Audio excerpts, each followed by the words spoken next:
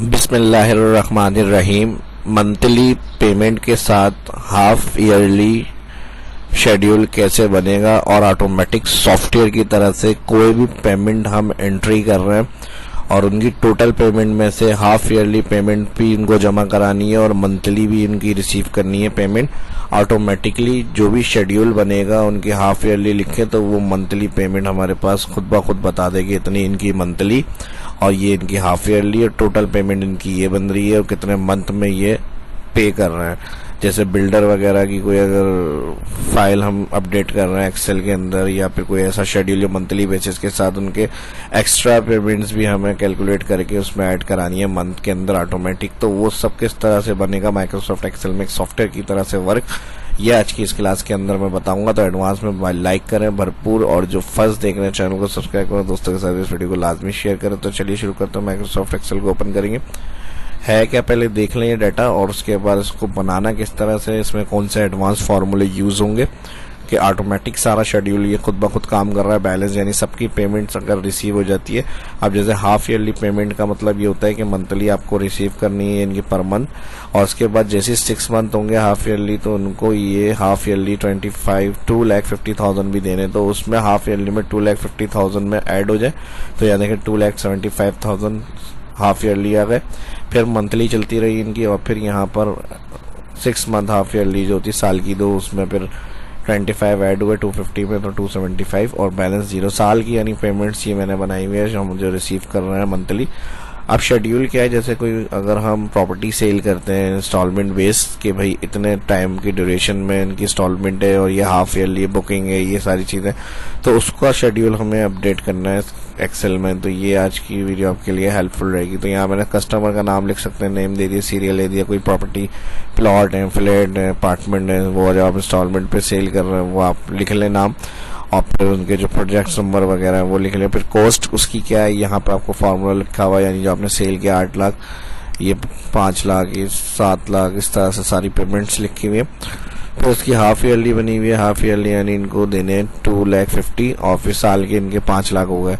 इसी तरह half yearly 25,000 तो साल के 50,000, तो ये भी सिंपल लिखी हुई है वैल्यू, इसमें कोई फार्मूला नहीं है। अब यहाँ पर इसके अंदर से जब ये रिमेनिंग आउट होगी तो कॉस्ट के बाद जो अमाउंट बचेगा, यानी 5 लाख दे दी तो अब 3 लाख बचे और 3 लाख की पर मंथ बन गई। ऑटोमेटिक किस तरह से पर मंथ बनेगी, अब जैसे मैं यहाँ 10 लाख करता हूँ तो ये खुद ब खुद शेड्यूल बन जाएगा। यहाँ देखिए 10 लाख,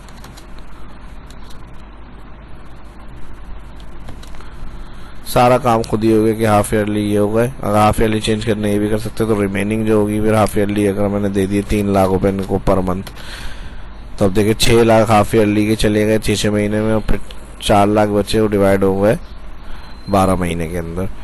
तो मैं कंट्रोल Z कर रहा हूँ। अब हमारा यही शेड्यूल रखना है, उसी तरह से काम करना है मंथली। ये किस तरह से खुद ब खुद इंस्टॉलमेंट बनकर आ रही है और यहाँ रिमेनिंग बैलेंस 0 है। जैसे अगर मैं यहाँ से हटा देता हूँ अभी मिसाल के तौर पे, तो यहाँ पर हमें जो रिसीव अमाउंट करना है वो आ जाएगा। अब जैसे मंथली रिसीव हुई है पेमेंट वो मैंने क्लियर करी, तो यहाँ पर इनकी टोटल पेमेंट कितनी है 8 लाख टोटल कॉस्ट, यानी रिमेनिंग जो होगी वो 8 लाख है। अगर ये पर मंथ देते हैं तो सही है, ओ हाफ ईयरली देते हैं तो सही है, इनकी पर मंथ जो बनेगी वो 25। अगर हाफ ईयरली हटा देंगे तो पर मंथ बन जाएगी, फिर रिमेनिंग कोई 8,000 है, इनकी हाफ ईयरली कोई नहीं है, पर मंथ फिर ये अमाउंट बनेगा। तो कंट्रोल Z। तो ये सारा सिस्टम कैसे बनेगा चलिए शुरू करते हैं। यहाँ पे इसकी मैं कॉपी ले लेता हूँ, मूव और क्रिएट अ कॉपी।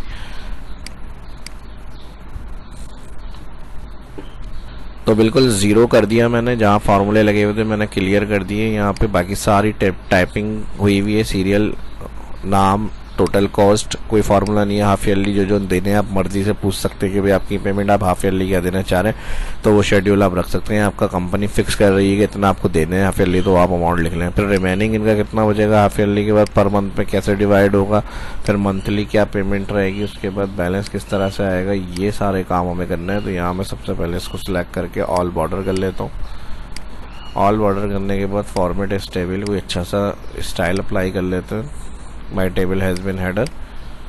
अच्छा मैंने हेडिंग के साथ सिलेक्शन नहीं बनाई, कंट्रोल Z। हेडिंग को भी यूज़ कर लेते हैं इस तरह से। पहले हम बॉर्डर मैंने सिर्फ अप्लाई करा है, उसके बाद जो है वो फॉर्मेटिंग हम करेंगे, वरना वो बॉर्डर की वजह से प्रॉब्लम आएगी, तो कोई मसला नहीं है। पहले हम फार्मूला अप्लाई कर लेते हैं, उसके बाद जो होगा वो बॉर्डर वगैरह देंगे। रिमेनिंग पेमेंट के लिए आएंगे इक्वल, टोटल कॉस्ट को हम कहेंगे माइनस करें, ब्रैकेट ओपन, हाफ ईयरली साल की 2 जमा करानी है तो मल्टीप्लाई कर दिया हमने 2, ब्रैकेट किया क्लोज, एंटर। तो अब 2 पेमेंट जमा करने के बाद माइनस टोटल कॉस्ट होगी, अब 2.5 लाख है, 2 पेमेंट होगी 5 लाख, माइनस इसमें से किया तो 3 लाख रिमेनिंग। अब इनकी पर मंथ में ये डिवाइड करनी है, पर मंथ में यहाँ पॉइंट में आंसर नहीं आए तो इसके लिए हम चाह रहे हैं पूरी राउंड में वैल्यू आए, तो राउंड फार्मूला यूज़ करेंगे और रिमेनिंग को सिलेक्ट करेंगे, माइनस करा देंगे काउंट ए।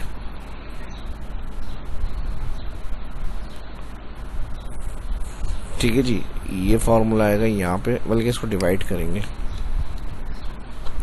इसको डिवाइड करें काउंट ए और जितने मंथ आ रहे हैं। काउंट ए जो होता है टैक्स वाले सेल सारे काउंट करेगा, तो जिसमें हमारे मंथ लिखे हुए हैं सारे टैक्स वाले सेल हैं। काउंट ए के बाद डिवाइड काउंट ए, ब्रैकेट ओपन के बाद मंथ वाले सेल सारे सिलेक्ट और इसको F4 करना है, क्योंकि ड्रैग होगी ये वाली सीक्वेंस तो फिक्स रहेगी, फिर यहाँ से जो पेमेंट्स होगी ये नॉर्मल ड्रैग हो जाएगी कंडीशन, तो इसलिए 1 टाइम F4 एंटर।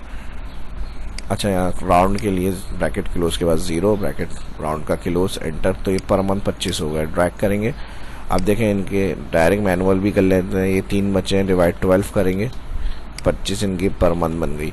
अब हम चाह रहे हैं यहाँ पर ऑटोमेटिक जो है वो काम होता है, यानी हम फार्मूला अप्लाई करें तो जो इनकी पेमेंट्स है वो हमारे पास यहाँ पर एंट्री हो जाए और ऑटोमेटिक इनका क्या शेड्यूल बन रहा है हाफ ईयरली का वो हमारे पास खुद ब खुद बता देगी। ये पेमेंट की हाफ ईयरली 6 मंथ में आनी चाहिए, ये पेमेंट की 6 मंथ में आनी चाहिए, इस तरह से। तो इसके 2 तरीके हैं, एक तो हम ये है कि देख रहे हैं कि यहाँ पे कितना इनका बना हुआ है हिसाब, पर मंथ इनकी क्या है और हाफ ईयरली इनकी क्या है, और एक इसी को मैं कॉपी पेस्ट करके जो रिसीव होगी कस्टमर से, जब ज़ाहिर एक साथ तो नहीं होगी हर मंथ की, तो वो हम इस शेड्यूल को देख के एंट्री करें डेटा। तो इसको मैं कॉपी कर लेता हूँ और यहाँ पे पेस्ट कर लेता हूँ।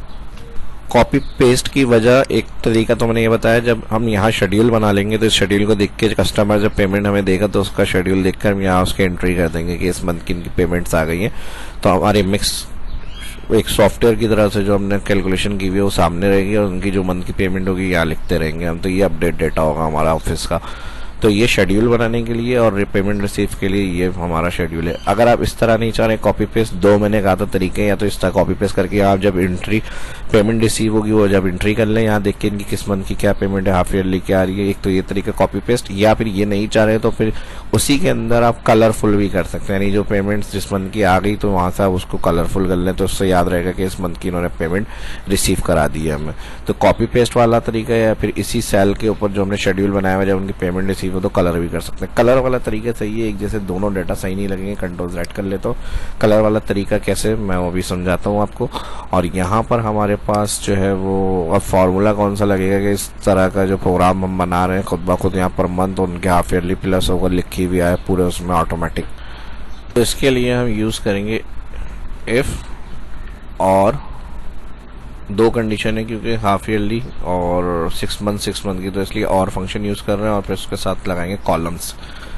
ठीक है जी, इफ़ ब्रैकेट ओपन और ब्रैकेट ओपन, फार्मूला बारे में देख लें तो फार्मूला कॉलम्स ब्रैकेट ओपन, और जो मंथ सेल आ रहा है G2 शिफ्ट के साथ कॉलन, अगेन G2 से G2, फर्स्ट वाला G2 जो होगा वो F4 करें और यहाँ पर आप कंडीशन फर्स्ट बनाएंगे, ये बराबर होता है अगर 6, कॉलम फार्मूला क्या करेगा 1, और जब हमने G2 से G2 की रेंज बताया तो जब आगे राइट आएगा तो 1 के अंदर 2 3 इस तरह से चेक करेगा। तो हमने कहा अगर जब ये बराबर होगा 6, ये लॉजिकल 1 कॉमा, और सेकंड कंडीशन इसी को कॉपी कर लेते हैं कॉलम फार्मूले को, और के अंदर काम हो रहा है, ठीक है जी, और फार्मूले में, फिर ब्रैकेट के बाद लॉजिकल 2 में यही कॉलम फार्मूला लगाया और 6 की जगह कर देंगे 12। ये और कंडीशन के साथ 2 लॉजिकल कंडीशन कॉलम फार्मूले में बन गई।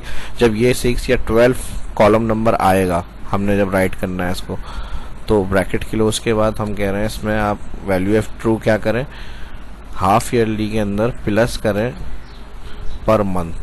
पर मंथ अगर सिलेक्ट नहीं हो तो उसकी हेडिंग के ऊपर आकर डाउन एरो से सिलेक्ट कर लें सेल, अगर फार्मूला शो हो रहा है उसके ऊपर तो इस तरह सिलेक्ट कर लें। अब इसको हम चाह रहे हैं कि ये राइट साइड फिल हो और जो है कि राइट साइड फिल नहीं हो, डाउन साइड फिल हो जाए, यानी कॉलम वाइज फिक्स रहे। तो इसको हम कर देंगे दोनों को, जो हमने हाफ ईयरली सिलेक्ट करा है सेल इसको भी कॉलम वाइज फिक्स 3 दफ़ा F4, और इसको भी कॉलम वाइज फिक्स जो पर मंथ सिलेक्ट करा है।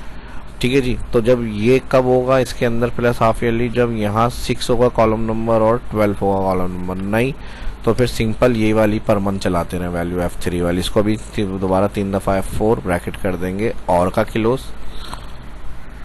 अच्छा, और का तो हमने यहाँ क्लोज कर दिया था, इफ़ का क्लोज हो जाएगा। ठीक है जी, एंटर। अब देखें 25 पर मंथ थी, पर मंथ की 25 बन गई। अब जब 6 मंथ जून में बनेगा तो इनके अंदर 250 में 25 ऐड होगी, 275 आना चाहिए जून की हाफ ईयरली इनकी। राइट लेके जाते हैं। ठीक है जी, फॉन्ट छोटा किया हुआ है ताकि यहाँ पर हैशेज बने हुए नहीं है, वरना वो डाटा फुल शो नहीं होता, हैशेज बने हुए शो हो रहे होता है। तो इसके लिए हमने यहाँ पर हाफ ईयरली ये 26 मिला, इसको कॉलम नंबर 275 ऐड हुआ। फिर हाफ ईयरली आगे बढ़े, फिर दिसंबर में 275 की इंस्टॉलमेंट आएगी इनकी। इसी तरह ऑल की सब की चाहिए हमें शेड्यूल के हिसाब से कि भाई सबकी कितनी बन रही है पूरे ऑल की। तो यहाँ से सिलेक्ट करें। एब्सोल्यूट्स वगैरह जिस तरह मैंने बताया ये इसी तरह किए हुए होंगे आपने, तो फिर ये ऑटोमेटिक जो मैंने सॉफ्टवेयर कहा था उस तरह से आपका सबका हाफ ईयरली और अमाउंट आ जाएगा लिखा हुआ। पर मंथ तो वही नॉर्मल जिनकी हाफ ईयरली जो बनेगी वो आ गई। तो ये कस्टमर को जो भी आप रिकॉर्ड ऐड करेंगे, यहाँ पे नेक्स्ट कस्टमर का आपने एंट्री करी और यहाँ पे आ गया इसका एहसान साहब आ गए, और एहसान साहब का जो है शेड्यूल है वो 12,50,000 गए, और हाफ ईयरली ये कह रहे हैं 2 लाख। बस इतना आपने किया, ये ऑटोमेटिक सारा सिस्टम खुद ही काम करेगा। इसको राइट नीचे लेकर आए कि उनकी हाफ ईयरली क्या बन रही है, उनकी पर मंथ क्या बन रही है। तो इस तरह से सारी सेटिंग उनकी खुद ब खुद लिखी हुई आ जाएगी। ठीक है जी, कम किया आपने, बढ़ा दिया, 20 लाख कर दिए। तो जो भी कस्टमर्स की एंट्री है उनकी हाफ ईयरली पेमेंट के साथ मंथली पेमेंट क्या बनेगी वो खुद ब खुद यहाँ पर आपके पास प्रोग्राम आ जाए। 6,50,000 कर दिए तो ये उनकी 2 लाख रिमेनिंग है। 6,50,000 में से 20,000 2 दफ़ा देंगे, फिर 6,10,000 बचे और मंथली डिवाइड हो गया। हाफ ईयरली उनको ये देने हैं, हर मंथ की ये देनी है। तो ऑटोमेटिक देखें सारा आप बस डेटा एंट्री करते जाएंगे और उसका शेड्यूल आपके पास बनता रहेगा।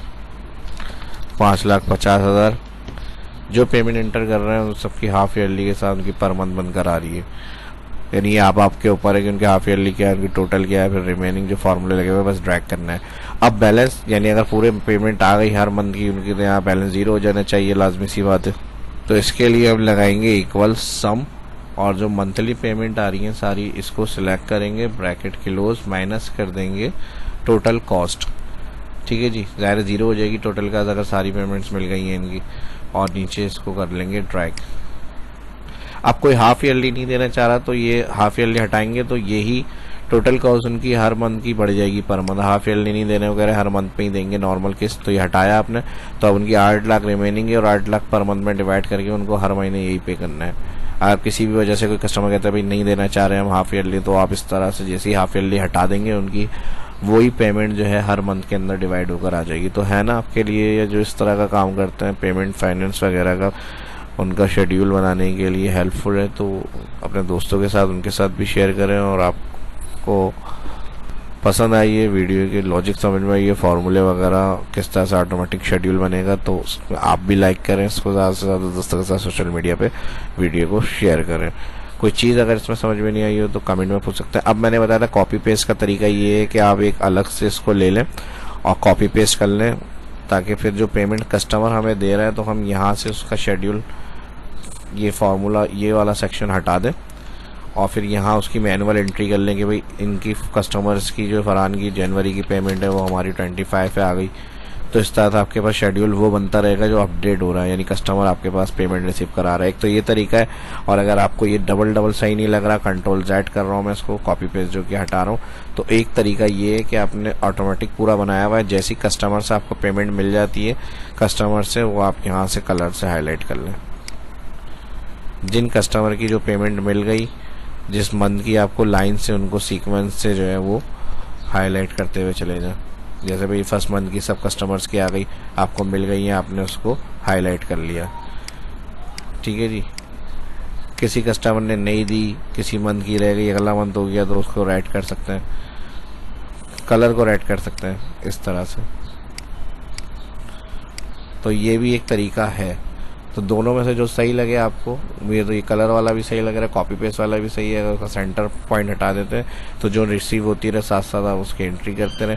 और कोई कस्टमर दे रहा है नहीं दे रहा तो आप उसको कलर से इस तरह से हाईलाइट कर सकते हैं, किसका कितना रिमेनिंग रह गया है, यहाँ पर कोई बैलेंस आ रहा है लिखा हुआ तो आप यहाँ पर वो कर लें। और अगर इसको मैनुअल करना है तो मैंने फार्मूले से ऑटोमेटिक लिखा हुआ प्रिंट करा दिया, तो आप इसको डिलीट करके यहाँ से भी बस पर मंथ उनकी देखकर एंट्री करते रहें कि इस मंथ की पेमेंट आ रही है, और हाफ ईयरली जो है उसके अंदर प्लस करके 6 मंथ में ऐड करके यहाँ लिख दें। तो मैनुअल भी ये आप यूज़ कर सकते हैं। तो ऑटोमेटिक या मैनुअल दोनों तरह से जिसको जो ईजी लगे वो हेल्पफुल है, दोनों तरह से यूज़ कर सकते हैं। तो बस अब मेरा काम ये है कि यहाँ से इसको क्लोज करेंगे, और आपका काम ये है कि इसको लाइक करना है, आपको दोस्तों के साथ शेयर करना है। शाह इस्लाम को इजाज़त दीजिए, मिलते हैं किसी नए टॉपिक के साथ किसी और नई वीडियो में। अल्लाह हाफ़िज़।